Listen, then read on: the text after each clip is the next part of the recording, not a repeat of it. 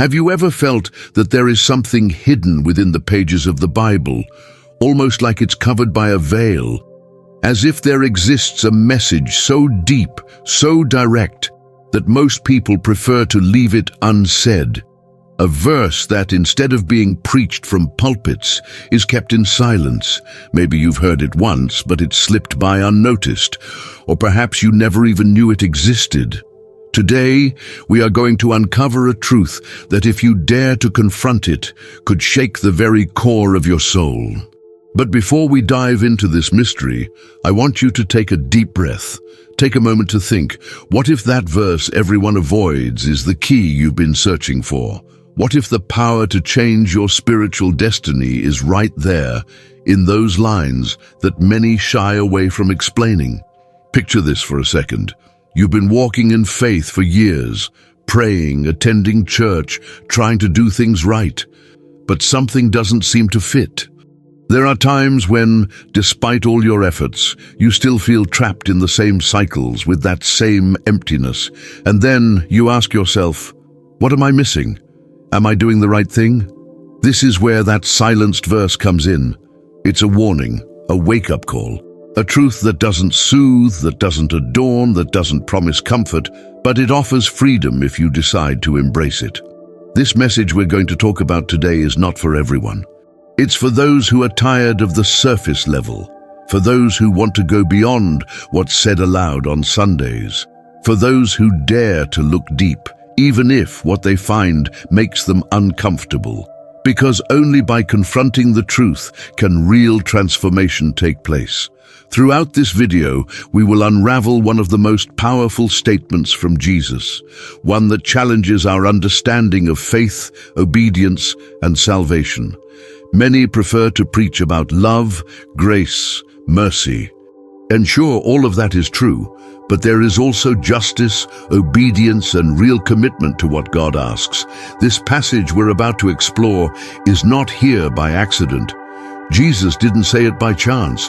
Every word he spoke had a purpose that remains valid today and can reveal to you a completely new dimension of your relationship with him.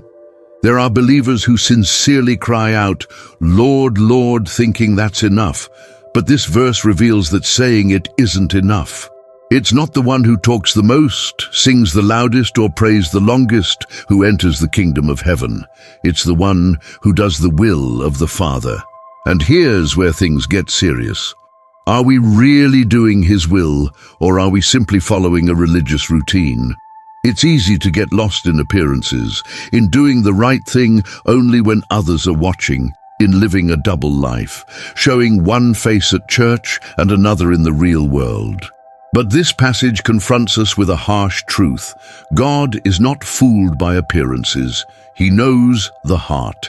And not everyone who says they know him truly obeys him. The most shocking part of this message is that it's not directed at those who have never heard of God. It's aimed at those who know him, who proclaim him, who think they're in. But Jesus warns that there will be many who will say on that day, "Didn't we prophesy in your name? Didn't we perform miracles?" And still, he will tell them, "I never knew you." That phrase is like an echo that resounds in the soul, because how is it possible to do works in his name and still not be known by him? This is where the heart must be examined. It's not about how many times you attend the temple or how many songs you know. It's about obeying the Father's will. It's about surrendering every part of your life to his guidance.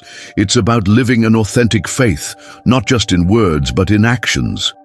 And maybe you're asking yourself, how can I know if I'm doing his will? The answer lies in intimacy with him, in seeking him every day, not just in times of need, in allowing his word to be more than just beautiful letters, but a living guide. It's about letting him transform your desires, your plans, your decisions. This verse reminds us that faith is not a game, that the appearance of holiness is not enough, that God seeks true surrender.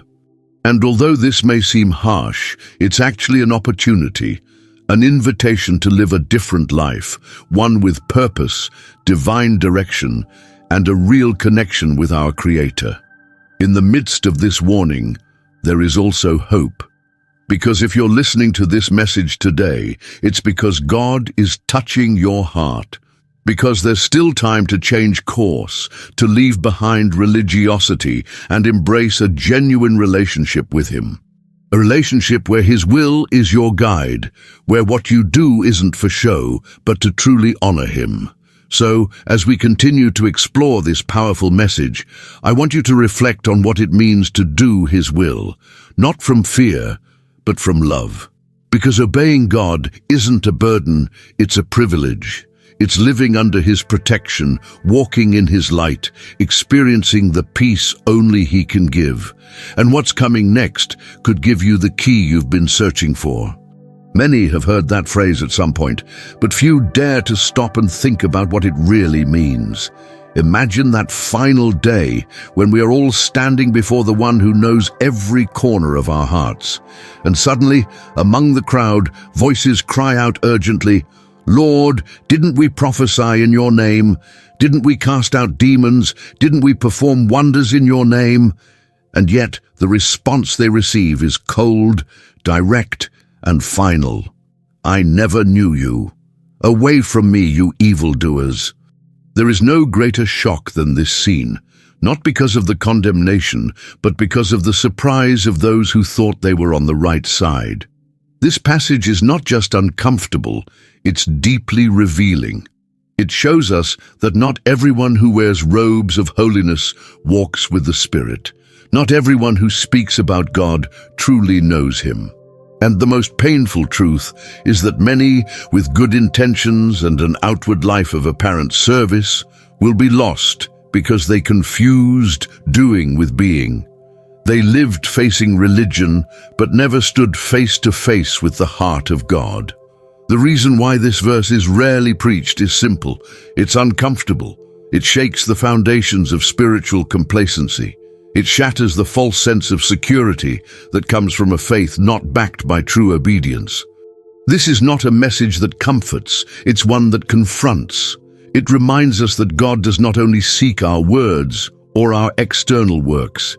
He desires our complete, sincere, and profound surrender.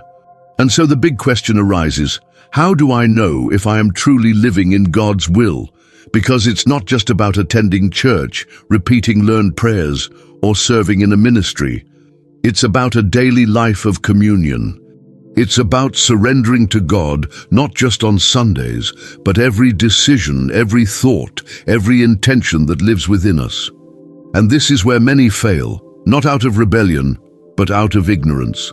Because no one taught them that following Christ goes beyond visible actions. Jesus makes it clear, it's not what you do that defines you before Him, but who you are when no one is watching.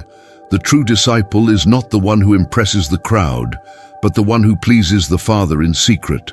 What's the use of casting out demons if your heart is full of pride? What's the value of healing the sick if your thoughts are far from humility? God is not deceived. He sees beyond appearances. His gaze penetrates deep into the soul. There's something else this verse reveals, something that many fail to notice.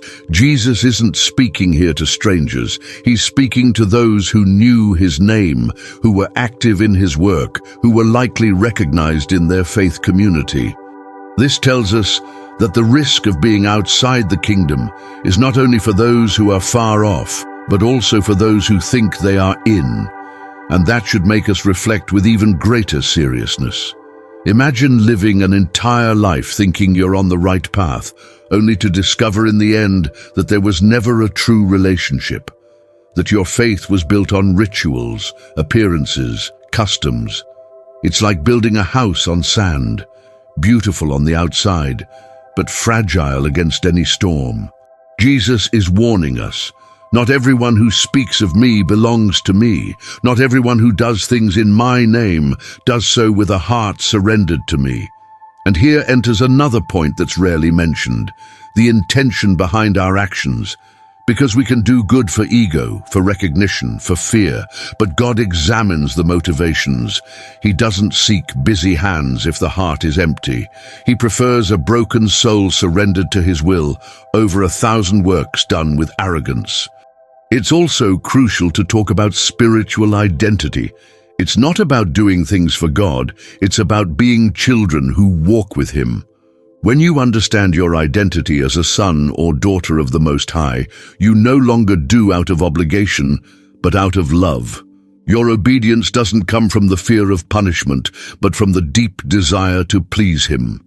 And it's there, in that space, where true transformation happens. That's where the Spirit begins to mold your character.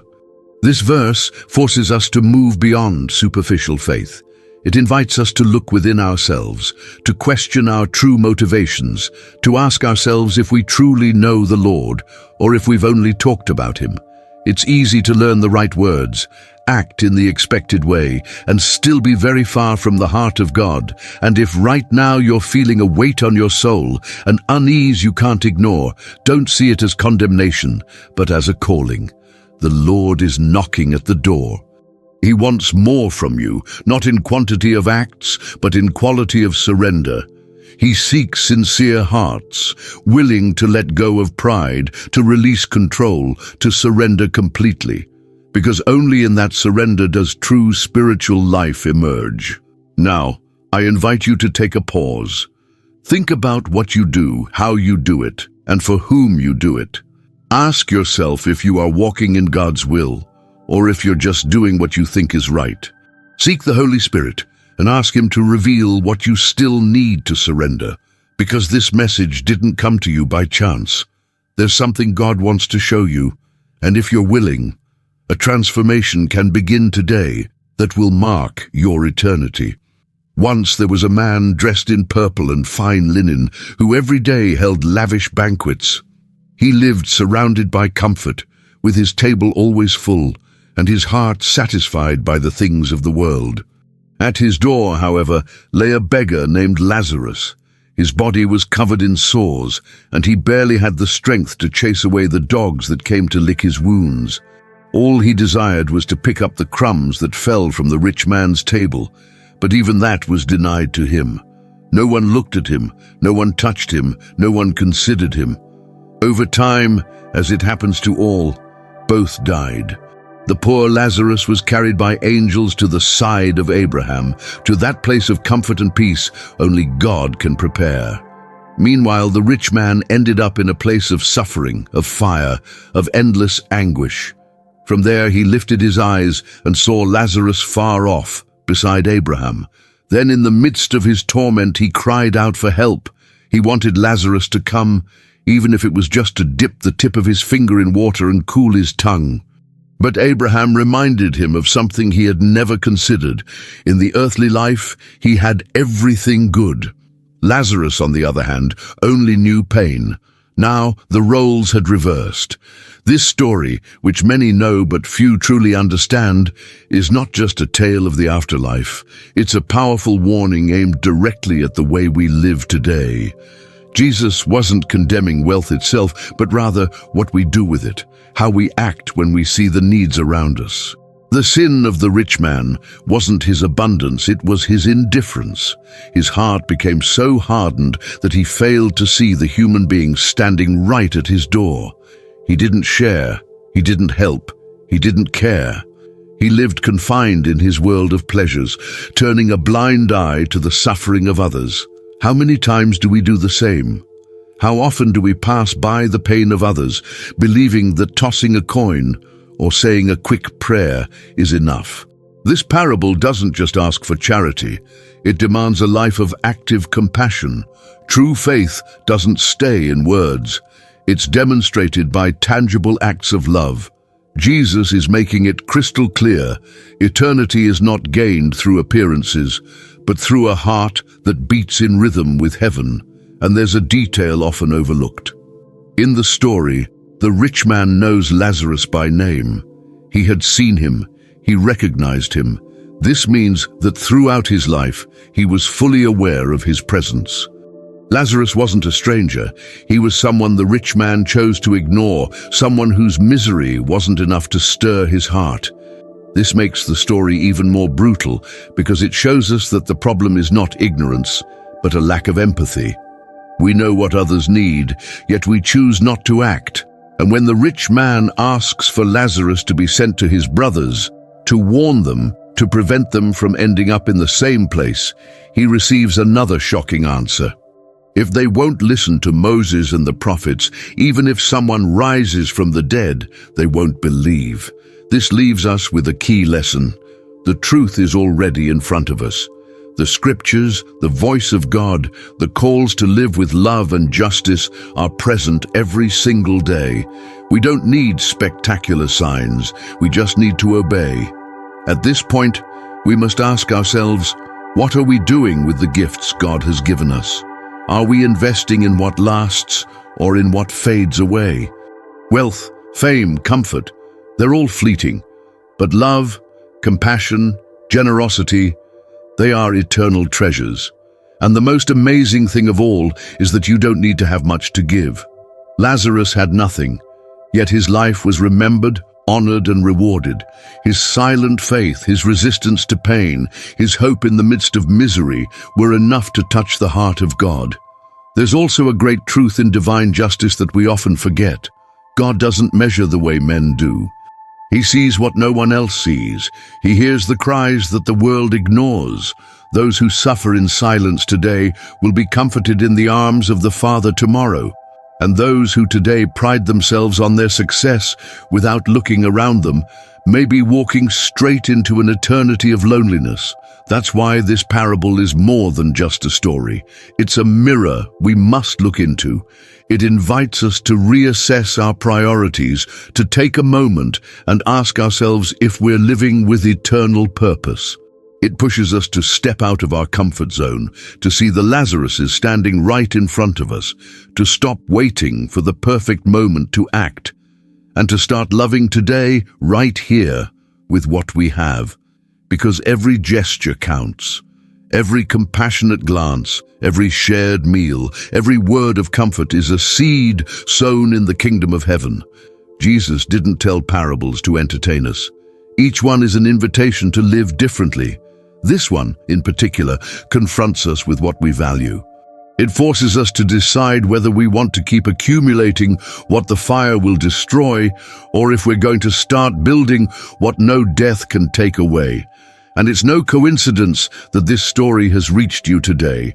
There's something the heavens want to say to you. And if you open your heart, it could be the beginning of a new path, one where you no longer live for yourself, but to love the way Jesus did. There was a town where weddings were celebrated with great joy, where music filled the streets and the lamps shone late into the night. In that place, Jesus tells us a story that's not only moving, but deeply challenging. 10 young women were invited to a wedding, all with lamps in hand, waiting for the bridegroom who, according to custom, would arrive at any moment. They were all excited, dressed for the occasion, ready to accompany the wedding procession.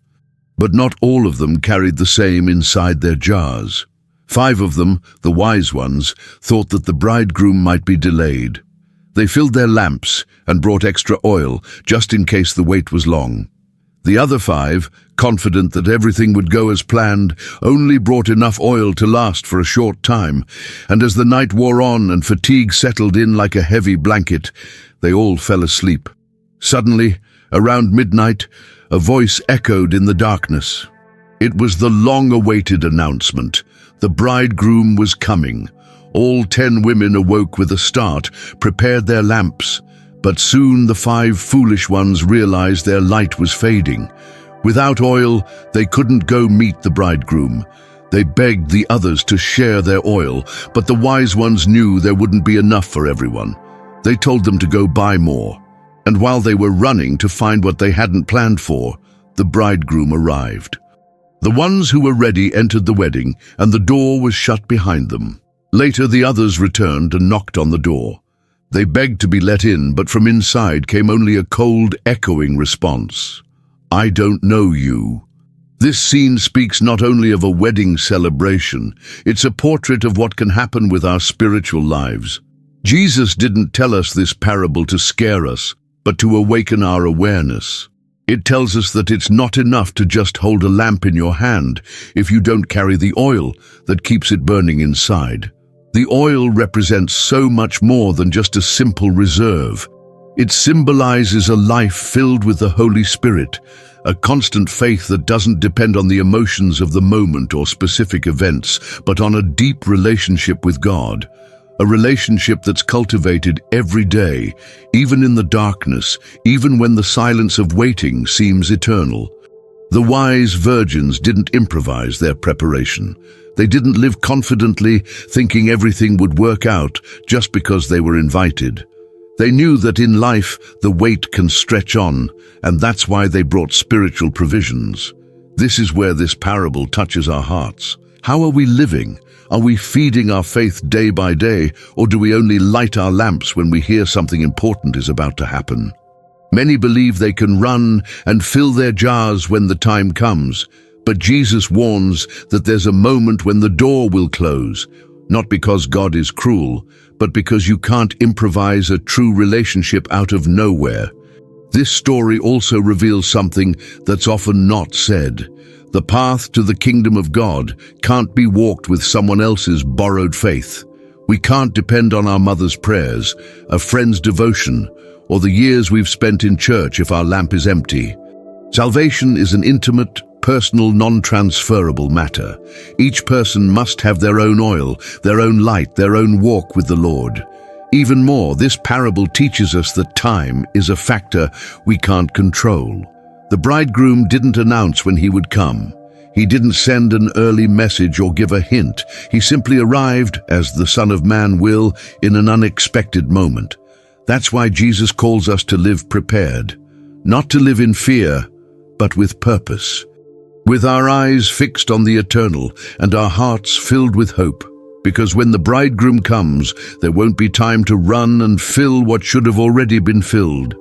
In the midst of all this, there's also something we often overlook. The wise virgins weren't selfish by not sharing their oil. They understood that there are things that can't be shared, because intimacy with God can't be given away. You can't give someone else the depth of your prayer, nor transfer your faith to them if they haven't cultivated their own. Each one must do their part. And this is where our daily responsibility comes in. Are we silently gathering oil? Are we building a solid inner life, or are we just maintaining appearances?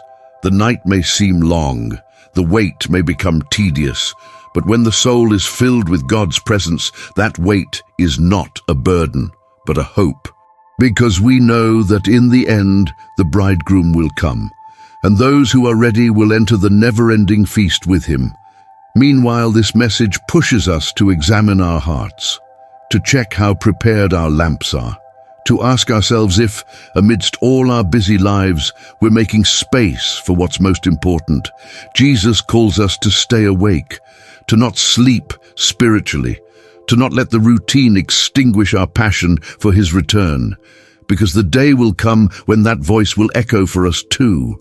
And when that happens, may we not lack the oil. May we be ready with our lamps lit, waiting with joy, without fear, knowing that our preparation was not in vain.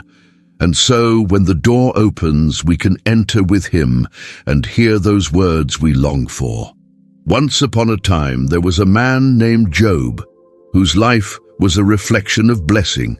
He had fertile lands, abundant animals, children who gathered joyfully, and health that allowed him to live in peace. Everything seemed to be in place. He was respected, just, and God-fearing. His name was synonymous with integrity, but what Job didn't know was that a conversation in the heavens would change his life forever.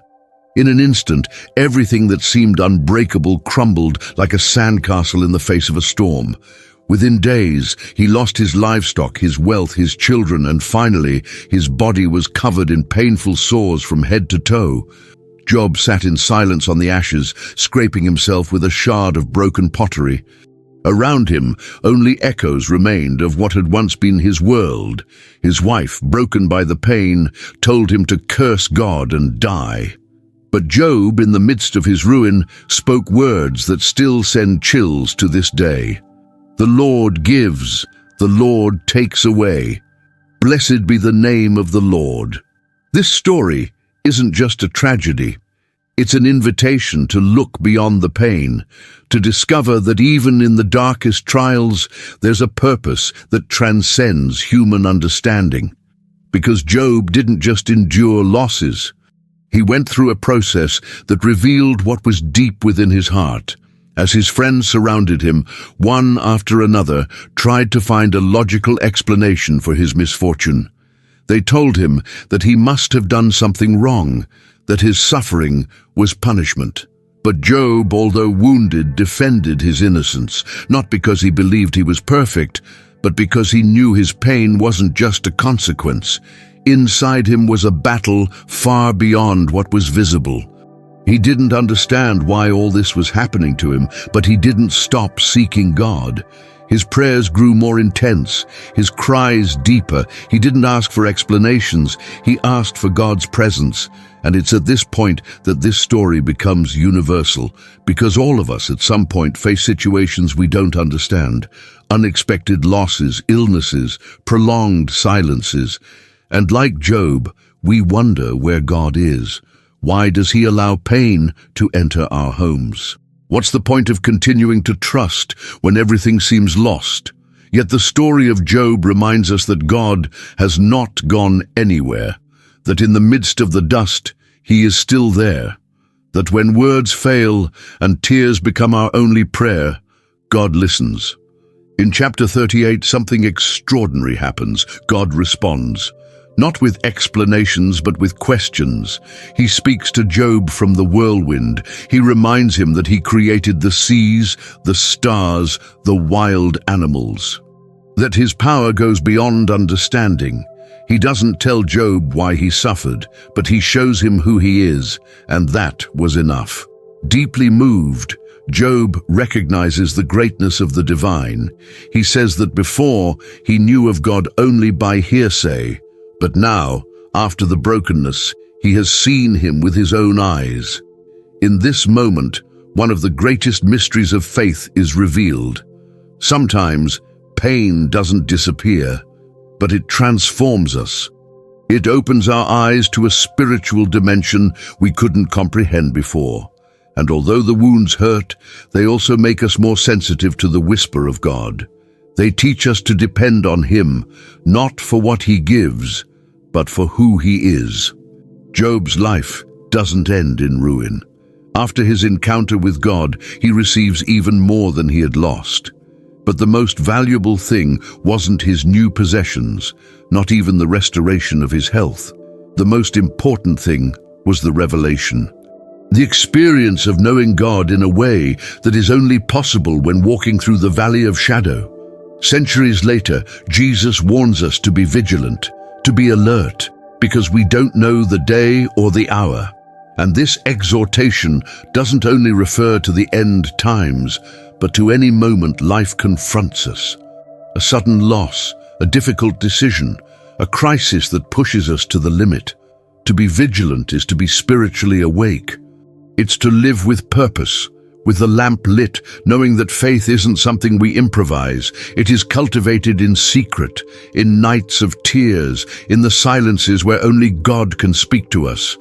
Just as the wise virgins were ready with their oil prepared, we are also called to live with our hearts full of hope, nourishing our souls with prayer, with humility, with faithfulness.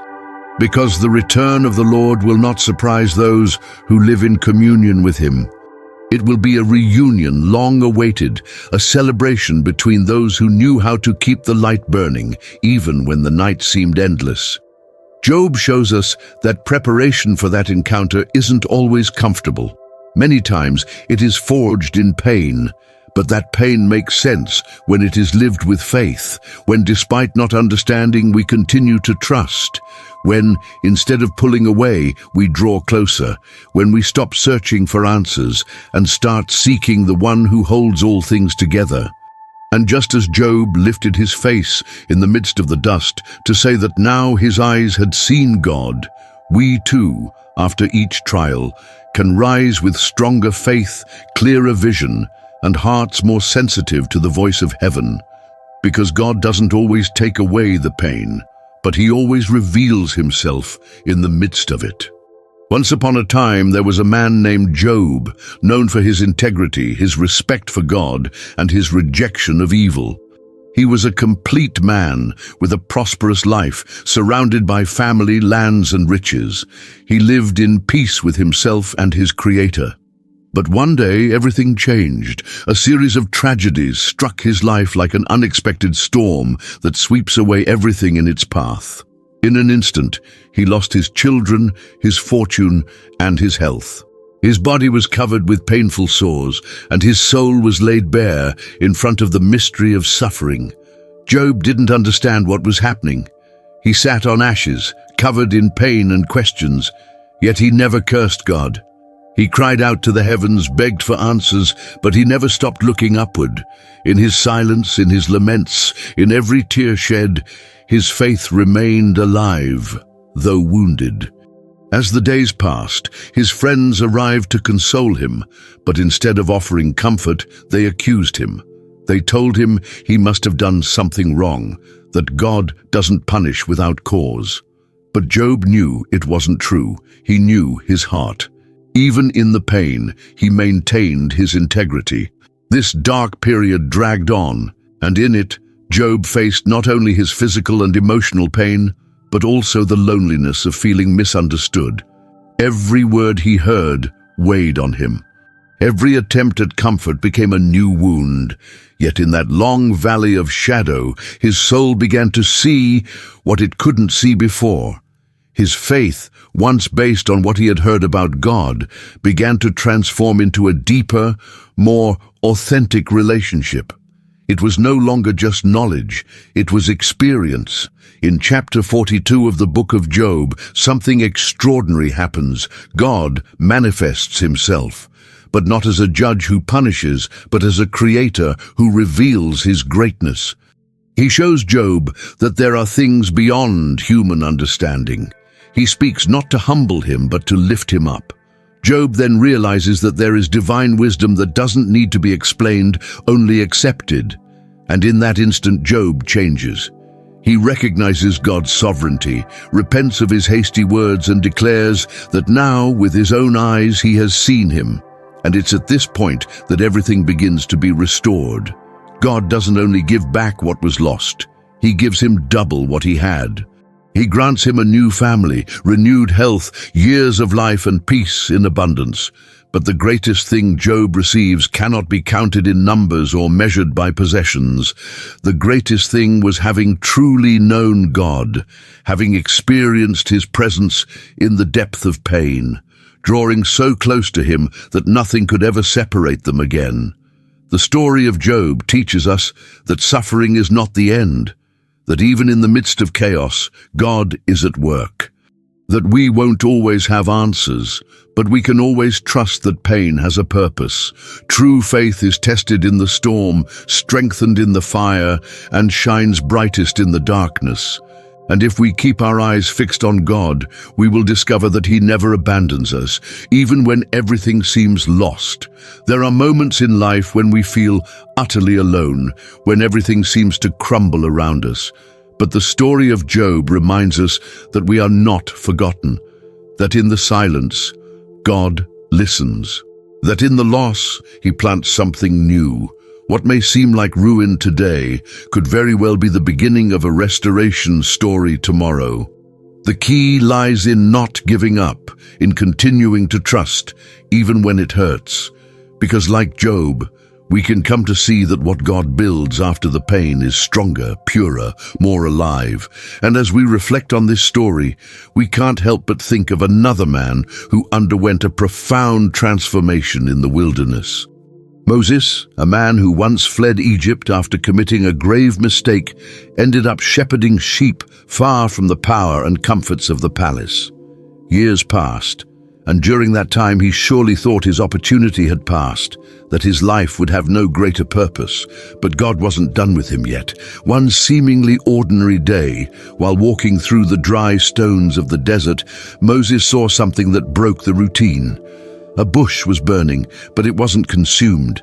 It was a fire like no other. a fire that called out.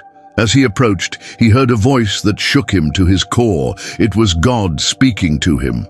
He told Moses that he had seen the affliction of his people, that he had heard their cries, and that now was the time to act. Moses, stunned, couldn't believe what he was hearing. He, the man who felt broken, disqualified, and unqualified, was chosen to free Israel. He felt small. He doubted. He asked, "Who am I to face Pharaoh?" But God didn't choose him for his strength or eloquence. He chose him because God knew his heart, because the desert had prepared him, because in his fragility, the power of God would be made evident. And just as Job was restored after his brokenness, Moses was lifted from obscurity to become part of a story that would mark generations to come. Both stories show us that the desert is not punishment. It is preparation. That pain is not the end. It is the beginning of something new. That when everything seems lost, God is writing chapters we have yet to read. That faith isn't the absence of struggle, but the decision to believe while we fight.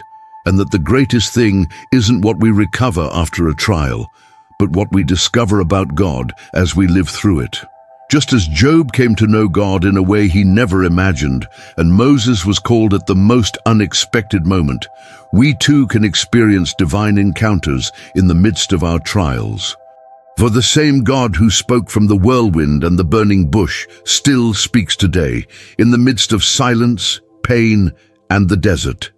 In a dusty land, under a burning sky, surrounded by the silence of the desert, a man walked with tired steps, tending a flock that was not his. Moses had left behind the splendor of Egypt, buried his past in the sands of oblivion, and had resigned himself to a simple life far from the noise of the world. He had made mistakes, he had fled, and over time he began to believe he was no longer useful, that his story had come to a dead end. But God, who sees beyond what our eyes can reach, was already writing a new chapter for him. It was in that dry landscape, amid a monotonous routine, that something completely unexpected happened. Moses noticed a bush on fire, a burning bush that was not consumed. The scene was as striking as it was bewildering. He approached with curiosity, unaware that he was about to encounter the purpose that would change his destiny. A voice called out his name. A voice that not only knew his past, but also knew his future. And in that sacred moment, God gave him a mission: to free his oppressed people from the chains of Egypt. Moses felt the ground tremble beneath his feet, not from the fire, but from the weight of that responsibility. His heart raced as he asked why someone like him, who had failed, who wasn't eloquent or brave, would be chosen. He felt insignificant in the face of the task ahead. But God wasn't seeking perfection. He was seeking willingness. It wasn't about what Moses could do on his own, but about what God could do through him.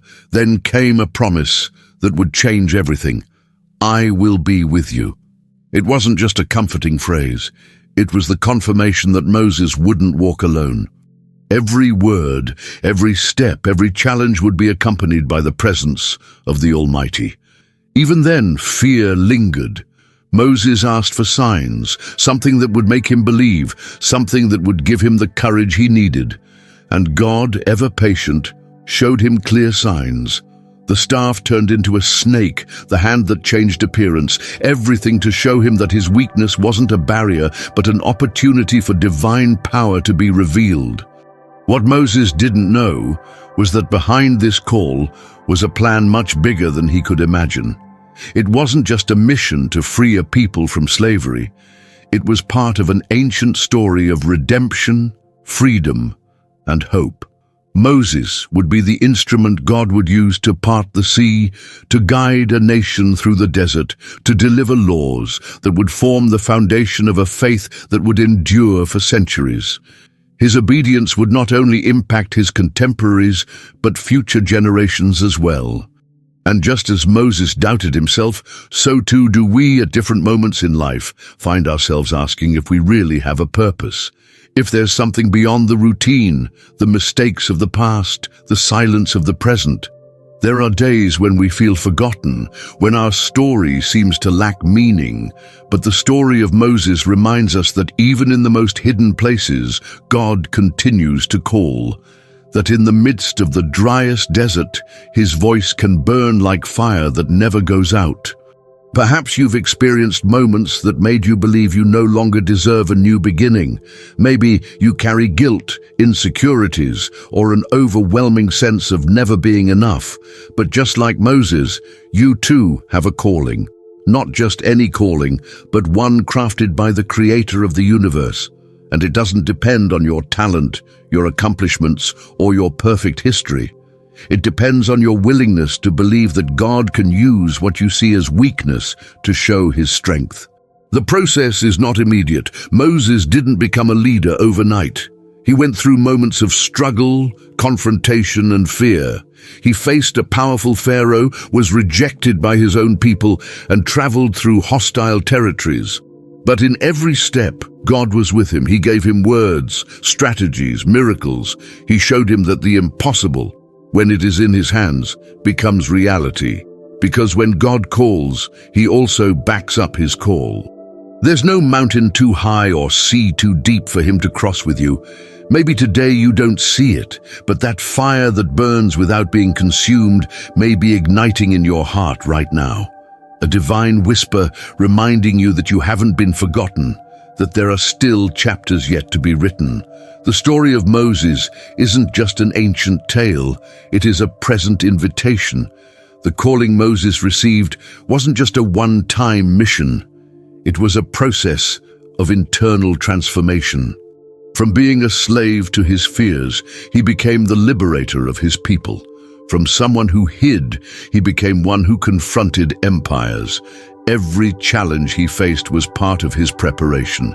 God didn't shield him from difficulties, but he strengthened him through each one. So it is with us. The divine purpose doesn't exempt us from trials, but assures us of his presence on the journey. And the most astonishing thing is that, unknowingly, Moses was paving the way for something much greater.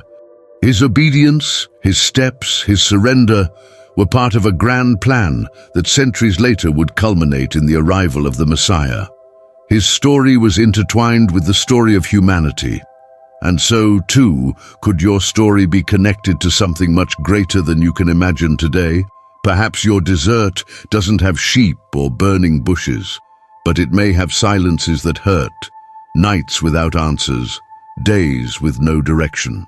And still, God may be there, speaking to you, calling you, reminding you that your life has value, that your story has meaning, and that no past is so broken that he cannot redeem it. The journey of Moses leaves us with a clear lesson. When you feel incapable, remember who called you. When you doubt yourself, remember who is with you. And when you feel like there's no hope, look back at the fire that doesn't go out, because it may be right there where everything begins anew. In a time of transition, when the echo of Moses' footsteps no longer resonated among the people, a new voice had to rise. Joshua, a faithful servant from the days in the desert, received a responsibility that weighed on him like a mountain. It wasn't just about leading, it was about taking over from a man who had spoken with God face to face, who had parted seas and faced empires. Joshua, even with his courage, felt the weight of doubt. But it was in that moment, when the silence of his soul cried out for direction, that God spoke clearly to him. He told him to be brave, not to fear, because he would be with him wherever he went. This was the beginning of a mission that would change the fate of an entire nation. Before him stood Jericho, a walled city, imposing and guarded by determined warriors. The towers rose toward the sky as if daring anyone to approach. Joshua knew that a conventional battle would be suicidal. But then, God gave a plan that in human terms bordered on the absurd. March around the city once per day for 6 days, and on the 7th day, circle it 7 times, blow the trumpets and shout. No swords, no battering rams, only faith. Joshua didn't question. He shared the command with his people, and they began to walk. Each day, at dawn, the sound of footsteps surrounded Jericho. From the walls, the enemy soldiers watched, confused, even mocking. What did these Hebrews think they were doing, walking in circles? But what they didn't know was that what was at stake wasn't a military strategy, but a spiritual obedience. Each circuit around the walls was an act of complete surrender to an invisible yet present God. The people didn't see cracks, didn't hear creaks. There were no signs that anything was about to change. And still, they kept walking. On the 7th day, after completing the 7th circuit, the silence was broken by a cry from the soul. The trumpets sounded, and the people shouted with all their might. That's when the unimaginable happened. The walls, solid and firm, collapsed like sandcastles before the roar of faith. The city lay exposed, and the victory was complete. Not by the strength of the arm, but by trust in a divine promise. But behind this story, which often seems like a simple miracle, there is a deeper truth. Jericho doesn't just represent a city. It represents all the obstacles that stand between us and our purpose. Maybe today you're not facing stone walls, but you are up against invisible barriers that weigh just as much, if not more. Fears that won't let you move forward. Insecurities that paralyze you. Wounds that never fully heal. And just like the Israelites, you may feel like you're walking around your problem over and over without seeing any changes, without noticing any progress. But with every circuit, with every day you choose to keep trusting, something is shifting in the invisible. The story of Joshua teaches us that victory doesn't always come when we want it to, but rather when we're ready to understand who is granting it. God isn't looking for human strategies, He seeks willing hearts. The hardest part of this kind of faith isn't the action itself, but the waiting.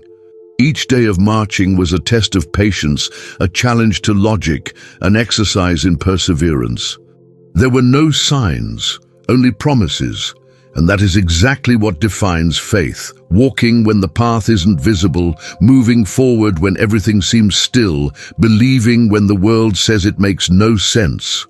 This story also reveals the power of unity. The entire people marched as one, in silence, without questioning, without dividing. Many times the walls surrounding us don't fall because we're not walking together. The power of a community united in faith is capable of bringing about the supernatural. Every person in that camp had a role, from the priests carrying the ark to the warriors holding their formation. No one was more important than another, because they were all part of a divine work. Joshua had to trust not only in God, but also in the people he was leading. It was an act of collective faith, a movement that transcended the individual. Each person's obedience was part of the miracle. Just as God works with individuals, He also works through nations, families, and entire communities that believe together. The victory over Jericho was the first of many, but it was also a declaration. There is no wall too high, no enemy too strong that can withstand a people walking under God's direction. Today, you may feel like you've been marching for a long time. Perhaps the walls are still there, and hope is starting to wane. But remember, the 7th day will come, and when it does, it will be the thunder of your faith that shakes the barriers. In the meantime, keep walking, keep believing, keep obeying. Because even though you can't see it, every step counts, every turn matters, and every day of faithfulness brings you closer to your fulfilled promise. Imagine for a moment standing in front of a gigantic wall, so tall and solid that it seems impossible to cross, an obstacle that defies all logic and hope. Many of us, at some point in our lives, have encountered situations that seem impossible to overcome.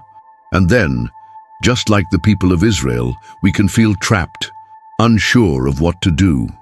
The story of Jericho, told in the book of Joshua, shows us that when we face these walls, the answer isn't always in our strength or strategy, but in the faith and obedience to what God has commanded us. When Joshua was given the mission to take the city of Jericho, he faced a monumental challenge. The city's walls were towering, almost indestructible, and its inhabitants, the Canaanites, were known for their great military skills. However, God didn't give Joshua a conventional war plan. He didn't tell him to take up arms or devise a military strategy. On the contrary, he gave him an order that defied all human logic: march around the city for 6 days, once a day, and on the 7th day, walk around it 7 times, blow the trumpets, and shout. An entirely unexpected plan, right? But this is where the essence of faith lies. Often when we face walls in our lives, the solutions that God proposes don't align with our expectations.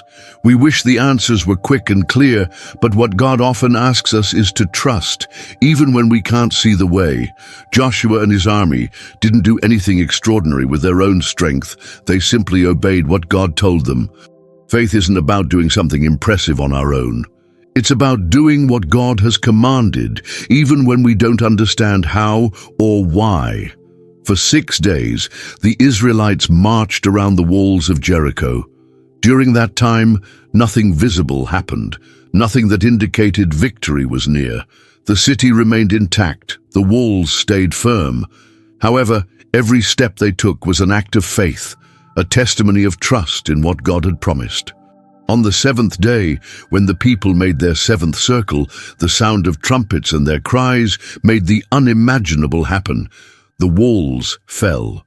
In this way, the people of Israel achieved what seemed impossible, not by their strength, but by their obedience to a divine plan. What this story teaches us is that, although the walls we face in life may seem insurmountable, we should never lose faith.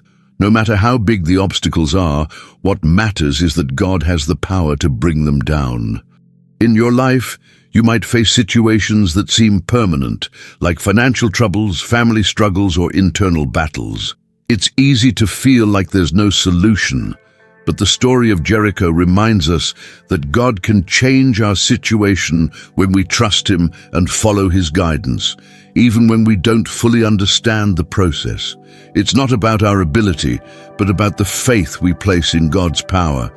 If He has given you a promise, if He has called you to something, you can be sure that He will fulfill what He has said. Just as a tiny mustard seed can move mountains, our faith, even when it feels small, has the power to transform what seems unshakable. And as if that wasn't enough, the story of Noah offers another lesson in faith that complements what we learn from Joshua.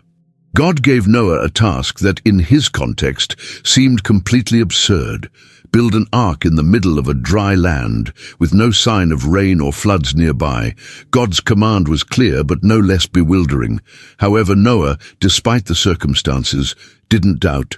Despite the mockery, criticism, and the misunderstanding of those around him, Noah obeyed. He didn't build the ark because he understood the reason behind the task, but because he trusted what God had told him. God gave him precise instructions, details that went beyond human comprehension, yet Noah never questioned the process. As we saw with Joshua, faith doesn't rely on understanding every step, but on trusting in the God who guides us. When we obey God, even when circumstances aren't in our favor, when we act in faith, He does what seems impossible. Noah could have stopped working on the ark in the face of his neighbor's ridicule. He could have felt embarrassed or frustrated, seeing no signs of rain. But his faith wasn't based on what he saw, but on what God had promised him. While others laughed at him, Noah knew that God's timing is perfect. And when the rain finally came, when the flood covered the earth, the ark Noah built became the refuge that saved him and his family. Similarly, throughout our lives, we will encounter situations that challenge our understanding. Maybe God is calling us to do something that seems unnecessary, something that makes no sense at the moment. But faith is trusting that what He asks is part of a much greater plan. Sometimes we need to be like Noah, who obeyed without seeing the future. without knowing exactly how everything would unfold, but with the certainty that God was in control. The lesson from both Joshua and Noah is clear. The walls and obstacles in our lives are not permanent. It's not about our ability to tear them down, but about our willingness to trust that God will do it according to His time and His will. When we respond with faith, when we follow His guidance, we will see those walls fall, those doors open, and what seemed impossible turn into a testimony of His power. Today, just like Joshua and Noah, we are called to walk in faith. We may not see immediate results, but if we keep obeying, if we continue believing, God will fulfill what He has promised. Don't let fear, doubt, or the voices around you hold you back. The walls are not eternal, and if you remain steadfast, obeying His voice, you will see how every obstacle will crumble before the power of faith. There are moments in life when what God asks of us seems senseless. When Noah received the divine command to build an ark in the middle of a dry land, with no trace of rain or floods in sight, the command was as baffling as it was incomprehensible. Imagine for a moment being in Noah's shoes, receiving instructions that not only defy logic, but go against everything your common sense tells you. Despite the circumstances, Noah obeyed, not because he understood why the command was given, but because he fully trusted in what God had said. His faith didn't rely on the evidence around him, but on the promise God had made. The story of Noah is a clear example that faith often requires making decisions the world doesn't understand. Noah didn't just build an ark to save his family. His obedience was a vital part of God's divine plan to save all of creation. Every plank of wood, every nail he drove, wasn't just a personal act of faith. It was a deed that would impact the lives of many others. Noah's obedience wasn't just for his own well-being. Through him, God's salvation plan would extend to all living creatures. Sometimes our faith decisions, although they may seem small and insignificant, have a much greater impact than we can see. When we choose to walk in faith, we're opening doors for others to experience God's grace and salvation as well. Noah teaches us that the decisions we make in obedience not only bless us, but can also become a blessing to those around us. Every act of faith, no matter how small it may seem, can be the beginning of a change that reaches far beyond our comprehension. We may not immediately see how our decisions impact others, but God knows what He is doing, and how our actions, no matter how simple they appear, can transform lives. It's important to note that Noah didn't see the immediate results of his faith. In fact, he spent years building the ark, and throughout that time, there was no visible sign that God's judgment was near. There was no rain, no clouds in the sky, just hard work and continuous obedience. Sometimes in our lives, God asks us to walk a path of faith without seeing immediate results. Faith is not always instant, and God's response isn't always visible right away. Noah had to trust that, even though he couldn't see the rain, God's plan would come to pass at the right time. Likewise, many times in our lives, we must move forward in obedience and faith, even when we don't see any immediate sign that things are getting better. God may ask you to make decisions that make no sense at that moment, to follow a path that seems to have no purpose. But the important thing is that you keep trusting that He is working in your life, even if you can't see it. The story of Noah is a reminder that obedience to God, although not always understood at the time, brings blessings and salvation in His perfect timing. Noah didn't just build an ark for personal reasons, but because he was participating in God's eternal purpose for humanity. His faith and obedience opened the door to salvation for his family, but also for all of creation. We cannot underestimate the impact that our decisions of faith can have on others. Often, what seems like a small action in our lives can be the seed that produces eternal fruit for those around us. Your obedience to God, even when not everyone understands it, has the power to touch lives and transform destinies. Noah shows us that faith isn't measured by what we see, but by what we believe God will do. In our daily lives, we face moments when God's instructions seem nonsensical. Maybe God has given you a promise, but you still don't see how it will come to pass. Perhaps you find yourself in a season of waiting, with no signs that things will improve. The story of Noah reminds us that true faith doesn't always see immediate results, but it keeps believing that what God has promised, He will fulfill. Just like Noah, your obedience might be the key to the salvation of many, not just for you, but for those around you.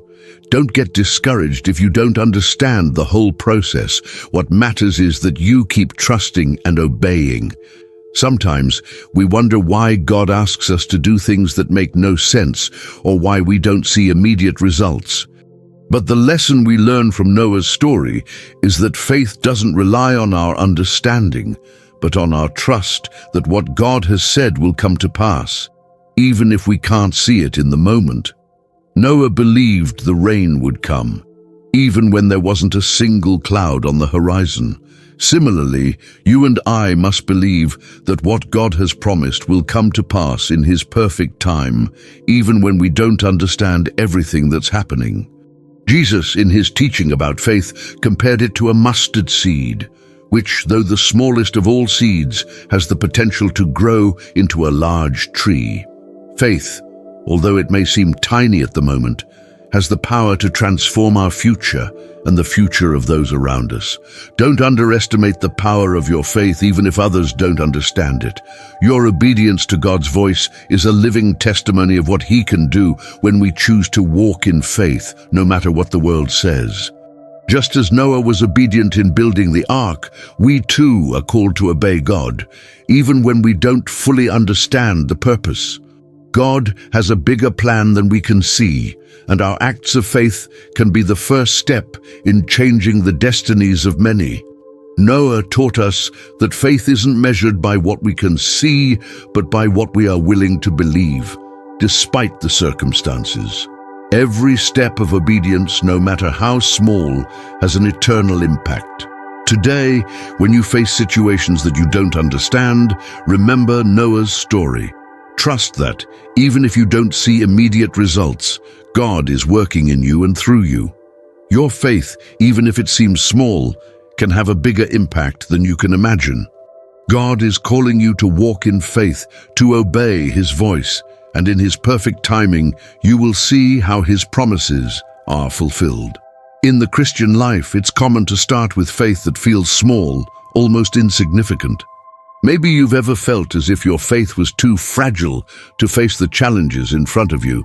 But did you know that this is the perfect foundation to see God's power manifest in surprising ways?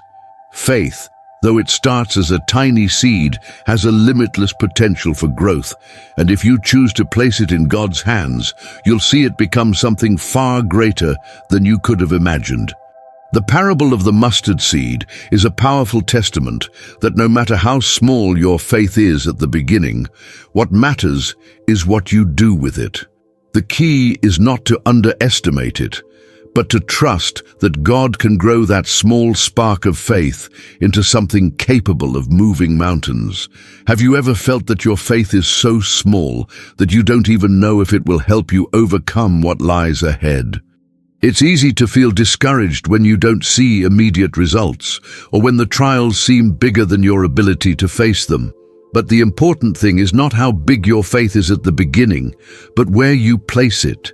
Because, like the mustard seed, even if your faith is small, if you plant it in fertile soil, in God's will, it has the power to grow into something incredibly powerful.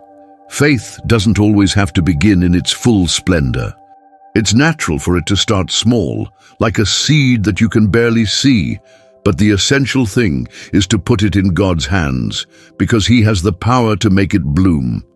It's easy to think that small acts of faith have no impact, but this parable teaches us that in reality, it's those small seeds that can lead to great change.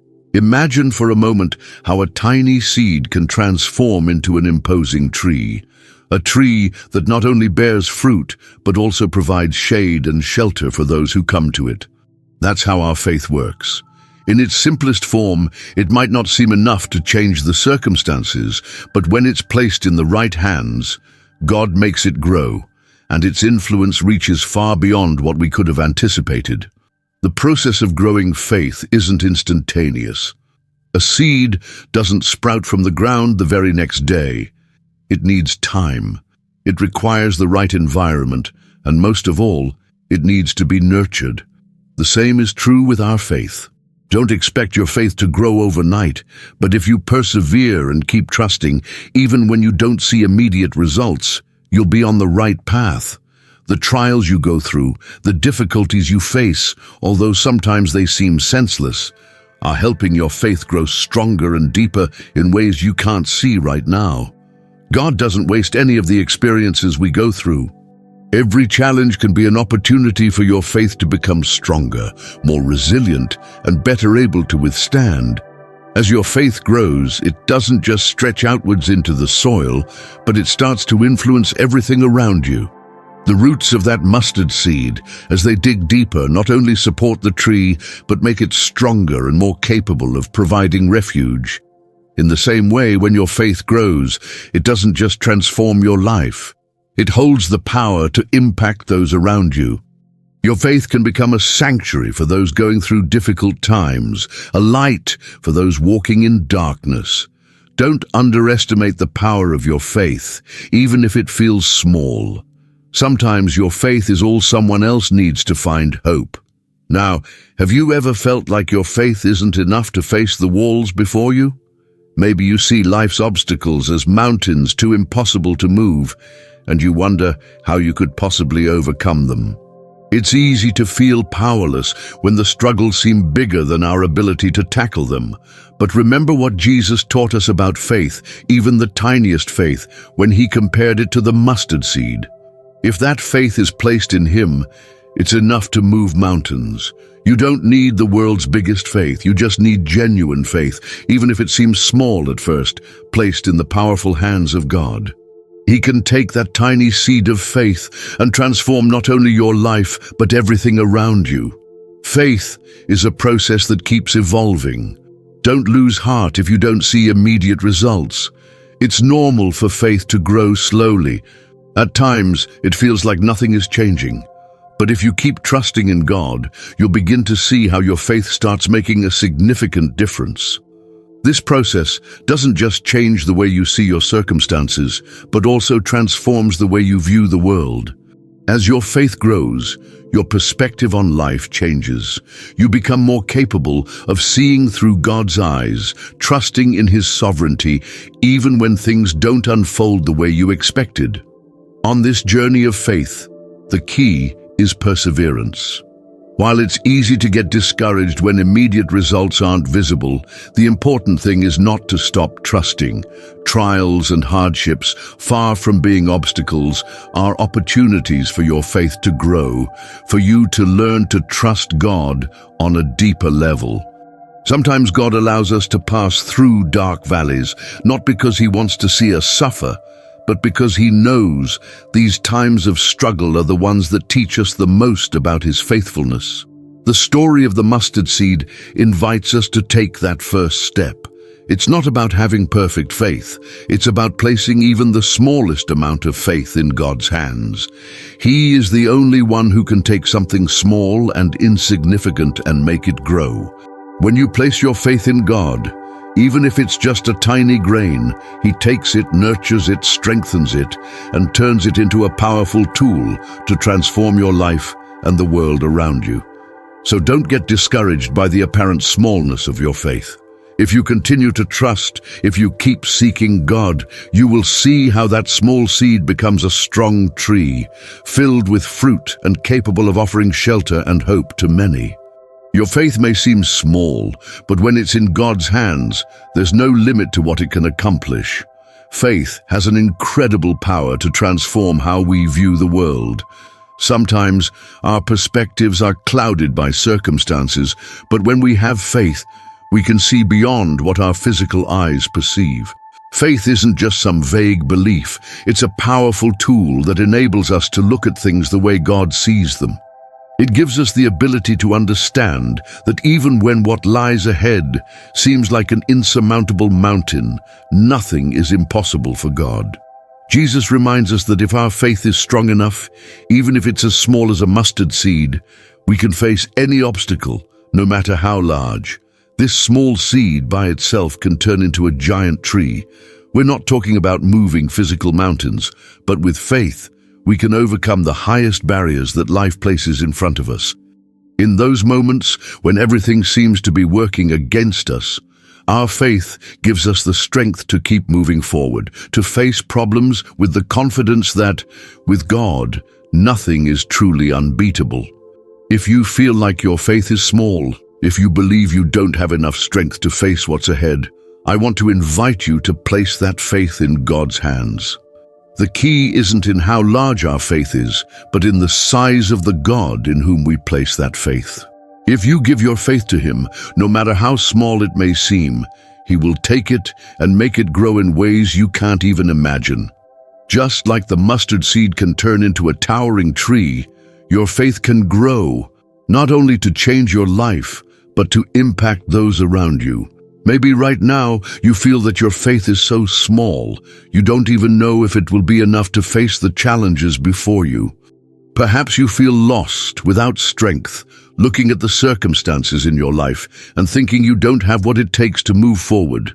But remember, the power of faith isn't measured by its size, but by where you place it, on God.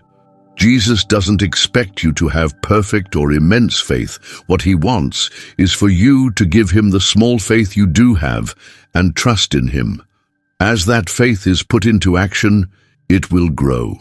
And as it grows, it will become a transforming force, not only for you, but for those around you. Your faith, though it begins as a seed, can become a refuge of hope for many. It can be the spark that ignites transformation in your life and in the lives of others. This growth of faith isn't something that happens overnight. Seeds don't grow from one day to the next. It takes time, patience, and a willingness to be transformed. In the same way, our faith needs to be nurtured, often through tests and challenges. But even if you don't see the fruits of your faith right away, every step you take in obedience is strengthening your heart. Sometimes we don't understand why we go through certain difficult moments, but if we trust the process, we will see how our faith deepens and grows stronger. Just like the mustard seed, your faith will grow slowly but steadily. And when you least expect it, that small seed will have turned into something much bigger. When you think about the growth of your faith, remember that this process doesn't just transform you, it directly impacts those around you. Just as the tree that grows from the mustard seed extends its roots and offers shade and refuge to those who come near, your faith as it grows becomes a source of blessing for those around you. When you allow God to work in your life and grow your faith, you're not just changing your own destiny, you're becoming an instrument of change in the lives of others. Your faith can become a light that guides others, a testimony of what God is capable of when someone chooses to trust Him, no matter how small that trust might be at the start. Now I want to take you on a journey to a story that deeply illustrates what it means to trust in God, even when everything seems to be working against us. It's the story of Joseph, a young man who, despite being betrayed by his own brothers, sold into slavery, and unjustly thrown into prison, never stopped trusting in God's purpose for his life. Joseph, despite living through extremely difficult circumstances, never allowed bitterness, resentment, or despair to take over his heart. Instead of succumbing to hopelessness, he chose to trust that, even if he didn't understand the process, God had a plan for him. Joseph was stripped of his family, his land, and his freedom. But he was never stripped of his faith in a faithful God. Though his life seemed filled with tragedy and misfortune, Joseph held on to the hope that God was preparing him for something much greater. It's easy to look at this story and wonder why someone so good and righteous like Joseph had to go through so many trials. Sometimes we ask ourselves the same question when we face tough moments in our lives. Why do bad things happen to us? Why, if we trust God, do we still encounter struggles and challenges? The answer lies in the fact that trials, though tough, aren't punishments. They are opportunities for our faith to grow, for our character to be refined, for us to prepare for what's coming. Joseph was taken to Egypt, a place where the circumstances were completely against him. He was a slave in Potiphar's house, and just when it seemed like things were starting to improve, he was falsely accused by Potiphar's wife and thrown into prison. Who could imagine that a man who had been unjustly accused, betrayed by his own family, could be used by God so powerfully? God used the trials in Joseph's life to strengthen his faith and prepare him for the future. Had he not gone through those difficulties, he wouldn't have been ready for the grand plan God had in store for him. God's faithfulness isn't dependent on our circumstances, but on his unwavering love for us. Even in moments of pain, sorrow, and abandonment, God doesn't leave us alone. He has a perfect plan for us, even though we can't see it right away. What Joseph's life shows us is that even when things don't seem to make sense, we can trust that God is working in us, in our character, and preparing us for what's to come. God wastes nothing in our lives, and every difficult moment we experience has a purpose. Today, if you're facing difficulties, I want to encourage you to keep trusting. Even if you don't see the results right away, even if you don't understand why you're going through what you're experiencing, remember that God has a purpose for you. He is cultivating your faith, and although you may not see it, He's preparing a future filled with blessings. Just like Joseph, your obedience, your trust in Him will be rewarded. And when you look back, you'll see that the difficulties weren't obstacles, but stepping stones that led you to a place far greater than you ever imagined. Maybe right now you're facing complicated times where the circumstances seem to be beyond your control. You might feel lost, trapped, unsure of where to go next. It's possible you feel like everything you've been through so far makes no sense, as if you're being carried by a current you don't understand. If this resonates with you, know that you're not alone. In moments like these, your life may seem like chaos, but what you don't see is that, just like with Joseph, God is working in your life in ways you can't see yet. Sometimes, the greatest challenges are the ones that prepare us for the grandest destinations. The struggles you're facing today may be being used by God to mold you, to prepare you for something greater than you ever imagined. Joseph lived a story of pain, betrayal, and suffering. He was his father's favorite son, but his brothers, filled with jealousy, decided to sell him into slavery.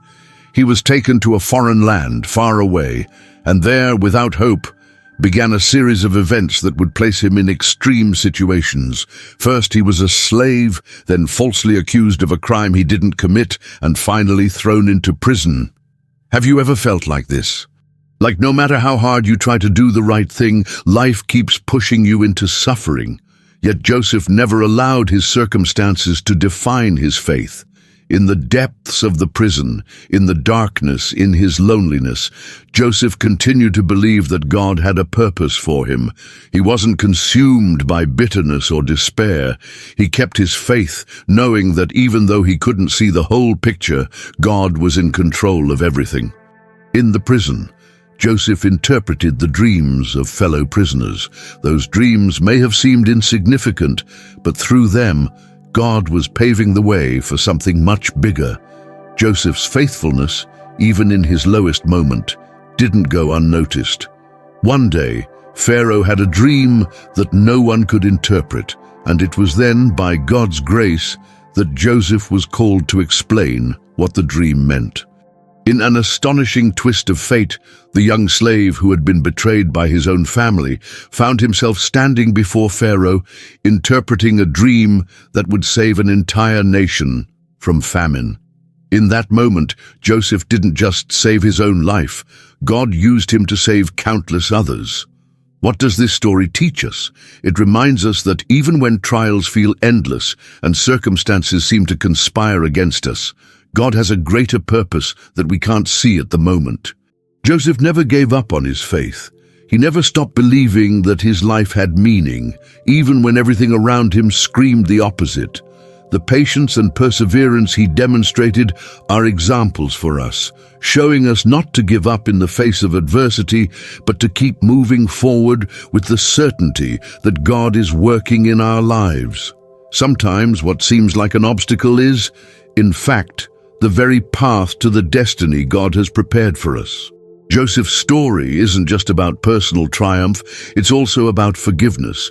When his brothers, the very ones who had betrayed him, came to Egypt seeking food during the famine, Joseph had the chance to get revenge, but he chose the path of forgiveness. In that moment, he showed them God's mercy, forgiving them and helping them in their time of need.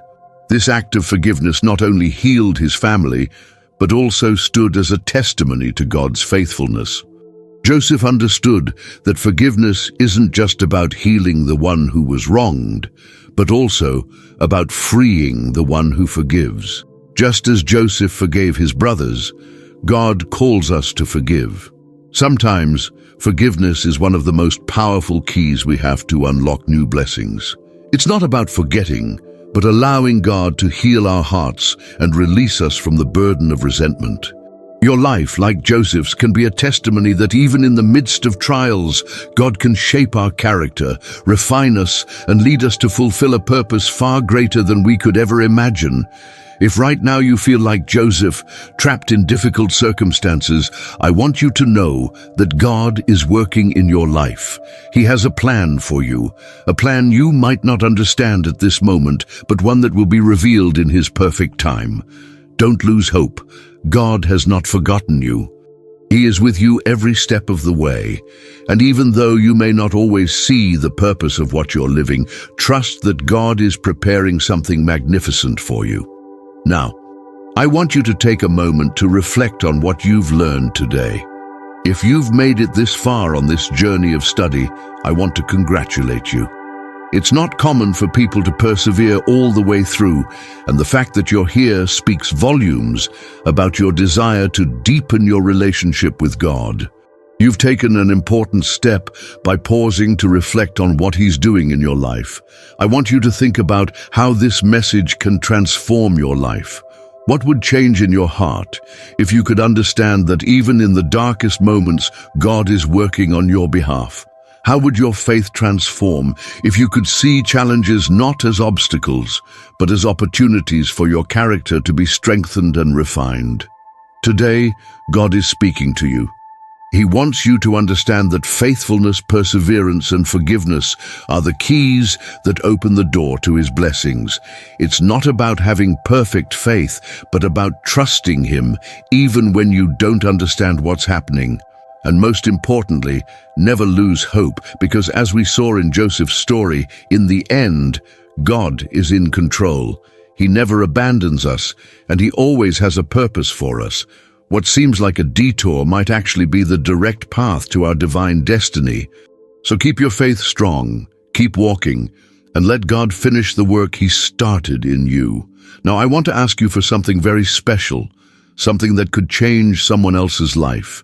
If this video has touched your heart, if you feel that the words you've heard have come at just the right moment, I want to invite you to share it with those around you. There are many people in the world like you who are going through moments of doubt, searching for answers, and in need of hearing a word of hope. You have the power to be a channel of blessing to them. Don't underestimate the power of a simple act like sharing God's message. By doing so, you're not only extending your faith, but also allowing God's word to touch the lives of those who need it most. Sometimes, a simple video can be the beginning of a profound transformation, something you might not even imagine. Remember, what you share can be the seed God uses to change lives. And now, I want you to take a moment to leave a comment below, something that sums up what you've learned today, a phrase that reflects what God has spoken to you during this time. It could be something as simple as, I am willing to wait and trust in God, just as Joseph did. That phrase is not just a reflection of your faith. It's a personal commitment to yourself, to your spiritual growth, and to the purpose God has set for you. By leaving your comment, you're not only declaring your faith, but also taking another step towards strengthening your relationship with God. It's your way of saying, I am here, ready to move forward with what God has for my life. And don't forget to hit the like button on this video. While it might seem like a small gesture, it carries immense impact. By liking the video, you're helping spread God's message to more people. YouTube will recommend it to others who, like you, may be seeking a word of hope. Your action makes it possible for even more people to hear the message of faith, love, and restoration. And most importantly, by liking the video, you're showing God that you want to be an active part of spreading His word. You are part of His divine plan to expand the gospel, and in doing so, you're engaging in something eternal, something that never fades away. If you haven't subscribed to this channel yet, I encourage you to do it right now. This isn't just a way to support the channel, but a personal commitment to your own spiritual growth. By subscribing, you're ensuring you won't miss any content that nourishes your soul. Each video you watch will be another step in strengthening your faith. In this journey of spiritual growth, it's crucial to surround yourself with a community that shares the same desire to learn and grow in faith. This channel is more than just a space for teachings. It's a spiritual family that supports each other along the way. Here, we don't just share life lessons, we strengthen one another on this path. By joining this community, you're surrounding yourself with people who, just like you, are seeking to get closer to God. Before we wrap up, I want to invite you to take a moment to reflect. Close your eyes, take a deep breath, and feel the peace that only God can provide. Don't rush this moment. Use these last few minutes to offer words of praise and gratitude to God. Thank Him for His faithfulness, for His unconditional love, and for allowing you to be here, hearing His message. Don't pause this video, because what God wants to do in your life is much greater than you can imagine. Let His peace fill your heart, and let His presence fill you with serenity and trust. No matter what you've been through or the struggles you face, God has a purpose for you. Every step you take, every prayer you say, brings you closer to the divine destination He has planned for you. Always remember, you are not alone on this journey. God is with you, guiding you through every trial and every triumph. He never abandons you. And although you may not always see the bigger picture, rest assured that He has complete control over your life. He is working in you, shaping you, and preparing you for great things. Joseph's story teaches us that, even in the midst of the toughest challenges, God has a perfect plan for each of us. No matter how life seems to be against you, God, just like He did with Joseph, will lead you to a destiny full of blessings. You just need to trust Him, wait patiently, and believe that the best is yet to come. Today, more than ever, remember that God's purpose in your life is greater than you can imagine. He hasn't finished with you. On the contrary, He's working in your heart, shaping you, and carrying out a plan that in His time will manifest in a powerful way. So, keep your faith strong and keep moving forward. God has so much more for you than you could ever dream.